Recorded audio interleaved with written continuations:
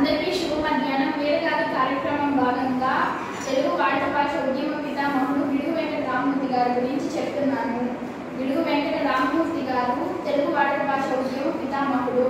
గ్రాంధిక భాషలో ఉన్న తెలుగు వచనాన్ని ప్రజల వాడుక భాషలోకి తీసుకువచ్చి నిత్య వ్యవహారంలోని భాషలో ఉన్న అందాన్ని వీరుడు తెలియచెప్పిన మహనీయుడు.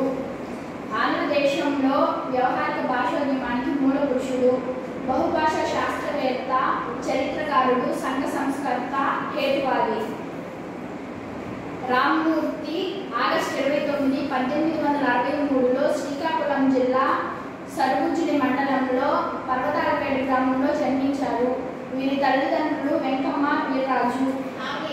1880లో పర్లాకిండి సంస్థానంలో ఉపాధ్యాయునిగా వృత్తి జీవితం మొదలుపెట్టారు. అప్పటి నుంచి 1911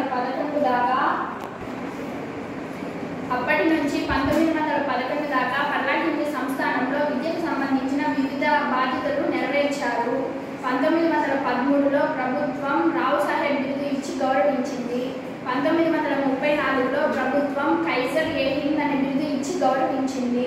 1938లో ఆంధ్ర విశ్వ కళా పరిషత్తు కళా ప్రపూర్ణతో గౌరవించింది. ఈయన జనవరి 22, 1940న మరణించారు. ధన్యవాదాలు.